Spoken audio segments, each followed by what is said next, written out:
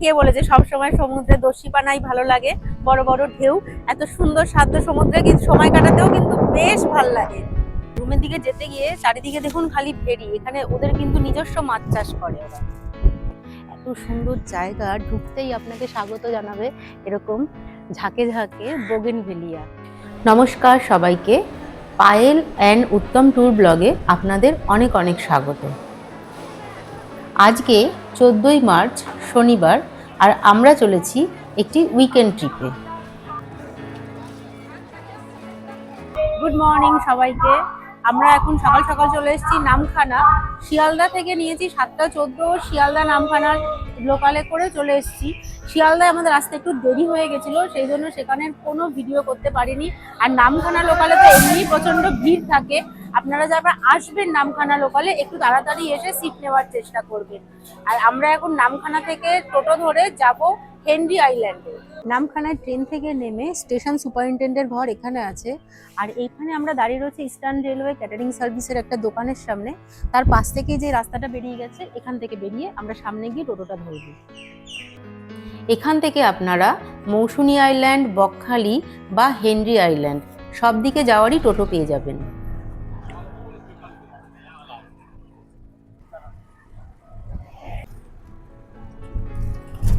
বকখালিতে আমাদের room book আছে হেনরি আইল্যান্ডে, ফিশারিজ ডেভেলপমেন্টের। সেই জন্য আমরা স্টেশন থেকে বেরিয়েই একটা টোটো বুক করে নিয়েছি, হেনরি আইল্যান্ডে যাব। ওখানে গিয়ে যা ফর্মালিটি করার এখন সেটা করবো। আর একটা কথা বলি, শিয়ালদায় কিন্তু আমাদের আসতে বেশ অনেকটা লেট হয়ে গেছিলো। আপনারা যারা শিয়ালদা হয়ে লোকাল ট্রেনে নামখানা আসবেন, একটু চেষ্টা করবেন আগে আগে চলে আসার। কারণ নামখানা লোকাল তো একদম অনেক পরে পরে, 40 মিনিট 1 ঘন্টা পরে পরে সিট পেতে কিন্তু খুব অসুবিধা হয়ে যাবে না হলে। ওই রাস্তাটা দিয়ে সোজা চলে গেল, ওটা হচ্ছে বকখালি যাওয়ার রাস্তা। আর আমরা ঘুরে গেলাম বাদিকে, বাদিকে হচ্ছে হেনরি আইল্যান্ড যাওয়ার রাস্তা। স্টেশন থেকে হেনরি আইল্যান্ডের ডিস্টেন্স কিন্তু বেশ খানিকটা, চাইলে টোটো রিজার্ভ করেও আসতে পারেন। আমরা টোটো রিজার্ভ করেই যাচ্ছি, 300-350 টাকা মতো ভাড়া নেবে। আর শেয়ারে আসতে গেলে পার হেড 70 টাকা করে ভাড়া নেবে, যেটা খুশি সেভাবেই আসতে পারে। আমরা রাস্তায় যেতে যেতে একটা খাল দেখেছিলাম, যা দুধারে ম্যানগ্রোভ অরণ্য, আর এই খালে ছোট ছোট নৌকা নিয়ে মাঝিরা মাছ ধরতে বেরোয়।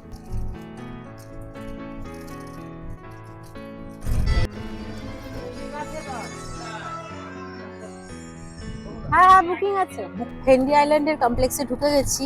আমাদের এখানে রুম বুকিং করা আছে বলে কোনো টিকিট আমাদের লাগবে না, কিন্তু যারা এখানে ঘুরতে আসবেন তাদের পার হেড 10 টাকা করে টিকিট কাটতে হবে। আর যে টোটো নিয়ে আসবেন সেই টোটোর পার্কিং চার্জ 10 টাকা দিতে হবে। মেন রোড থেকে টোটো করে সুন্দরী কমপ্লেক্সে আসতে আমাদের প্রায় 8 ঘন্টা মতো সময় লেগেছিল। এখন আমরা বসে রয়েছি রিসেপশনে চেক ইনের জন্য। আর রিসেপশন থেকে আমাদের একটু চা খাওয়ার জন্য অফার করেছে, সেই চা খাবো বা বাকি সব প্রসিডিওরের জন্য এখানটাতে ওয়েট করছি। আমরা এখন চলে এসেছি ফিশারিজের সুন্দরী কমপ্লেক্সে। এত সুন্দর জায়গা, ঢুকতেই আপনাকে স্বাগত জানাবে এরকম ঝাঁকে ঝাঁকে বোগেনভেলিয়া। এবার যাচ্ছি আমাদের রুমের দিকে।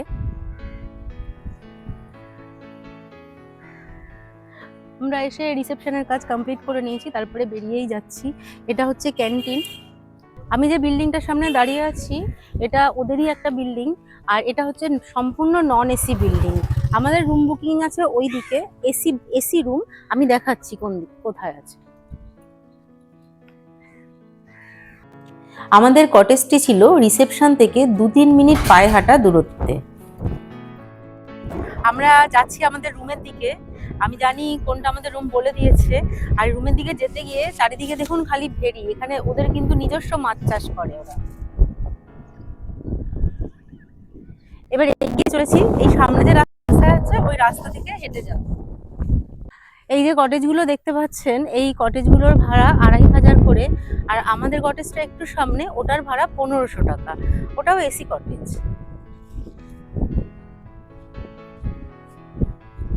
2024 সালের ডিসেম্বর মাসে আমি প্রথম বকখালিতে এসেছিলাম, আর এখানেই ছিলাম, আর ছিলাম ওই পাশের রুমটাতে। আর এবারের রুমটা পড়েছে এইখানে, এই 111 এই রুমটা। এটা কিন্তু আসতে হলে একটুখানি ভেরির পাশ দিয়ে হেঁটে আসতে হলো। আর ওনারা গাইড করতো, যেহেতু আমি চিনি বলে তাই আমি বললাম দরকার নেই আর গাইড করার, রুমটা দেখিয়ে দিন। এবার আপনাদেরকে একটু রুমটা দেখিয়ে দিই, ভেতরে যাই। সিঁড়ি দিয়ে উঠে এখানে দাঁড়ালাম, এপাশটায় ওদের ভেরি, এত হাওয়া, এত সুন্দর। আর ভেরির ওপাশটাতে দেখতে পাচ্ছেন যে গাড়িগুলো দাঁড়িয়ে রয়েছে, ওটাই কিন্তু হেনরি আইল্যান্ড, মানে ওখান থেকে হেঁটেই সমুদ্রের পাড়টাতে যেতে হবে।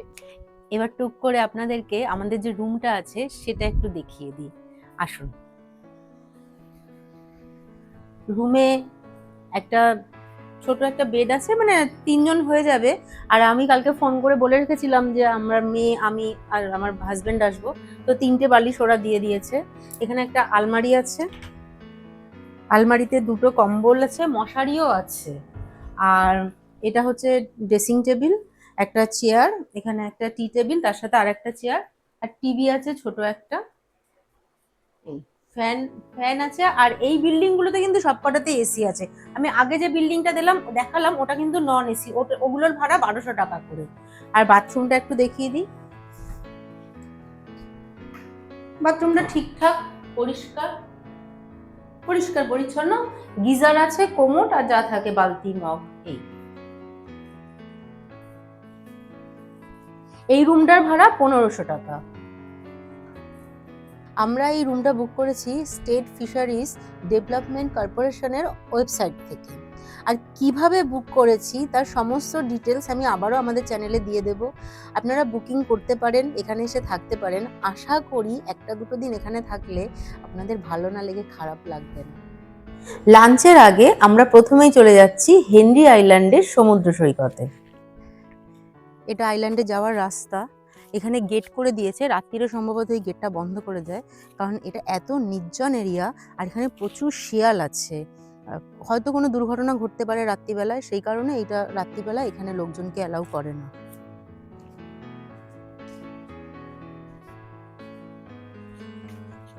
এই কাঠের ব্রিজটা পার করে এবার ওপারটাতে যাব।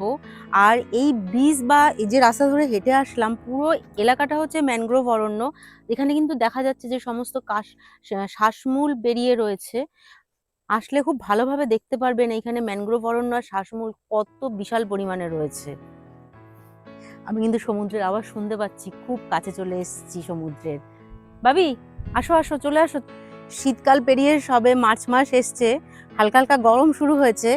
আর এই যে জায়গাগুলো দেখা যাচ্ছে, যেহেতু মার্চ মাস তাই জন্য জল নেই, কিন্তু এই জায়গাটাতেও জল থাকে। আর যেটা বলা যে ব্রিজ পার করে এসেই কিন্তু এখানে লেখা রয়েছে এইখানে সমুদ্র কেউ নামবেন না, এখানে চোরা বালি চোরা স্রোত আছে, তাই যারা এখানে আসবেন একটু সতর্কতা অবলম্বন করেই আসবেন। এই জায়গাটা এত সুন্দর, এত সুন্দর, এত নিরিবিলি, কেন যে লোকে বকখালিকে এত উপেক্ষা করে আমি বুঝি না। আমি সেকেন্ড টাইম আসছি আর মন থেকে আসছি যে এখানে আমার সত্যি খুব ভাল লাগে। বকখালিতে নিরিবিলি, নির্জন, একদম মানে একদম নিজের সঙ্গে নিজের সময় কাটানো যাকে বলে। দেখতে পাচ্ছেন সমুদ্র সৈকত, এর থেকে ফাঁকা সৈকত পাওয়া যাবে? এত সুন্দর। আর চারপাশের জঙ্গলটা কি সুন্দর। তবে এটা কিন্তু দিনের বেলাতেই, রাত্রিবেলা এখানে আসা যাবে না, ভয়ই পাবেন আসতে। চলো চলো চলো চলো চলো গুডু, চলো চলো, আসো আসো। বিস্তীর্ণ সি বিচ, সাদা বালি, আর এত শান্ত সমুদ্র। কে বলেছে সবসময় সমুদ্রে দস্যিপানাই ভালো লাগে, বড় বড় ঢেউ। এত সুন্দর শান্ত সমুদ্রে কিন্তু সময় কাটাতেও কিন্তু বেশ ভালো লাগে। আমার তো ভীষণ ভালো লাগছে। পুরো বকখালি না ঘুরতে পারলেও এই হেনরি আইল্যান্ডেই কিন্তু সারাদিন সময় কেটে যাবে। যারা একটু নিরিবিলি নির্জনতা পছন্দ করেন তাদের জন্য এটি কিন্তু একটি পারফেক্ট উইকেন্ড ডেস্টিনেশন। প্রথমবার ডিসেম্বর মাসে এসেছিলাম বলে ওকে জলে নামতে দিইনি। আজকে বেশ গরম গরম ওয়েদার আছে বলে আজকে জলে এত খেলছে, ও একাই এনজয় করছে। এখন বলছি চল রুমে চল, যাবে না, খেলেই যাচ্ছে, স্নান করেই যাচ্ছে। আর বাচ্চাদের তো সমুদ্র এমনি একটা আলাদা অ্যাট্রাকশন থাকে, ওরা এত ভালোবাসে সমুদ্রে। তবে এইখানে কিন্তু কোনো অসুবিধা হচ্ছে না খেলতে ওর।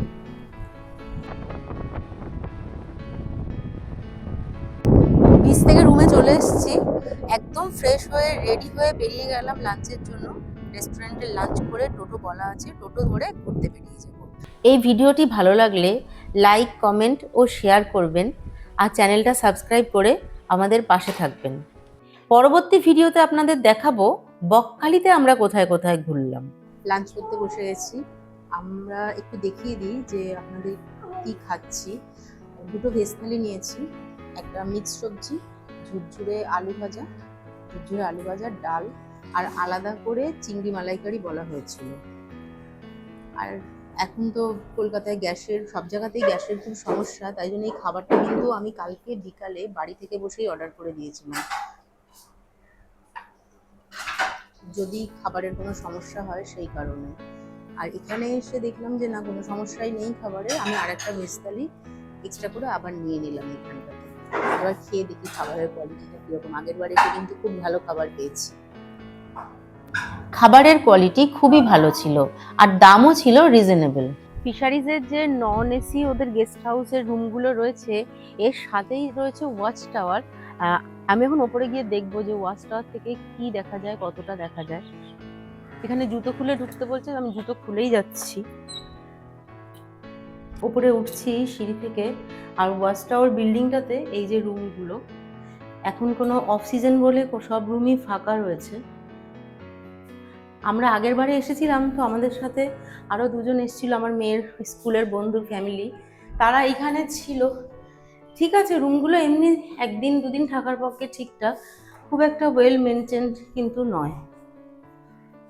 ওয়াচ টাওয়ারের একদম ওপরে দাঁড়িয়ে রয়েছে। ওয়াচ টাওয়ার মানে একটা বিল্ডিং এর ছাদটাকে একটা ঘর বানিয়ে সেটাকে কভার করা আছে। জানলার ফাঁক দিয়ে যতটা দেখা যাচ্ছে চারিদিকে ঘন জঙ্গল, আর একটুখানি ওই ঝাউবনের মাঝখান থেকে একটুখানি সমুদ্র দেখা যাচ্ছে হেনরি আইল্যান্ডের একটা সাইডে। উফ, কি অসাধারণ। আর আমাদের গেস্ট হাউসটা হচ্ছে এই পাশটাতে। ওই যে দেখা যাচ্ছে গেস্ট হাউস আমাদের বিল্ডিংটা। আমরা ছেড়ে এখন চেক আউট করে বেরিয়ে এসেছি রুম থেকে। আর এই যে জলাশয়গুলো, এগুলো কিন্তু সব মাছের ভেড়ি, এখানে মাছ চাষ করা হয় যেহেতু ফিশারিজের আন্ডারে এই পুরোটা। আর এই সুন্দর রাস্তা করা আছে, এই রাস্তা দিয়ে সোজা হেনরি আইল্যান্ড। একদম সুন্দর রাস্তা। টোটো তো ওই হেনরি আইল্যান্ডের মাথা পর্যন্ত যাচ্ছে, তারপরে একটুখানি পায়ে হেঁটে যেতে হবে। আর এটা হচ্ছে এই উল্টো দিকে, সমুদ্রের উল্টো দিকে ফিশারিজের পুরো এরিয়াটা ফিশারিজের। কতগুলো ভেড়ি, এখানে সমস্ত জায়গায় মাছ চাষ করে। আর গেস্ট হাউস এখনো নতুন কয়েকটা গেস্ট হাউস রয়েছে, আরো নতুন গেস্ট হাউস ওখানে তৈরি করা হচ্ছে। আর ওই যে নীল বিল্ডিং, ওখানে আরেকটা যে প্লেন মাথা, ওটা হচ্ছে ক্যান্টিন নতুন বানানো হচ্ছে। কারণ এই ক্যান্টিনটাতে, যে ক্যান্টিনে আমরা এখন খাওয়া দাওয়া করলাম, এই ক্যান্টিনে কিন্তু বসার জায়গা খুবই কম, তাই নতুন করে ওখানে আরেকটা বানানো হচ্ছে। এইটা হচ্ছে পুরো ম্যানগ্রোভ ফরেস্ট, ভীষণ ঘন জঙ্গল। আর ওপাশটা দেখা যাচ্ছে ওটা হচ্ছে ঝাউ গাছের সারি। যখন আপনারা হেনরি আইল্যান্ডে এন্টার করবেন, যে টিকিট কাউন্টার থেকে টিকিটটা করবেন, সেই টিকিট কাউন্টারের পাশেই যে কটেজগুলো রয়েছে ওগুলো হচ্ছে ম্যানগ্রোভ কটেজ। ওখানে চাইলেও আপনারা থাকতে পারেন, কিন্তু ওখান থেকে হেনরি আইল্যান্ড বেশ খানিকটা, অনেকটা, 8 ঘন্টা 45 মিনিটের হাঁটা পথ। মানে আসতে হলে আপনাদের টোটো করে আসতে হবে। আর আমরা যেটা আছি এটা হচ্ছে সুন্দরী কমপ্লেক্স। এখান থেকে হেনরি আইল্যান্ড পায়ে হাঁটা একটুখানি 2 মিনিটের রাস্তা।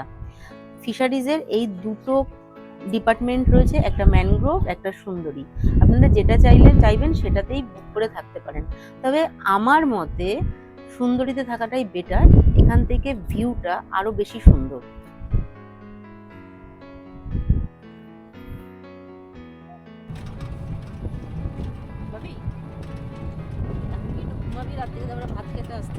ডিনার কমপ্লিট করে চলে এসেছি, এখন ঘুমাতে যাব। তার আগে বাইরেটা একটু দাঁড়িয়েছি। আর এই মুহূর্তটা আপনাদের সাথে ভাগ না করে আমি পারছি না। আমি কোনো মাইক লাগাইনি, জাস্ট বাইরের আওয়াজটা শোনাবো বলে।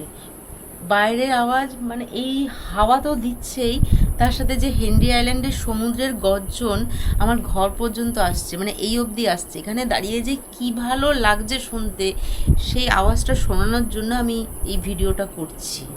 কি অদ্ভুত সুন্দর লাগছে আওয়াজটা।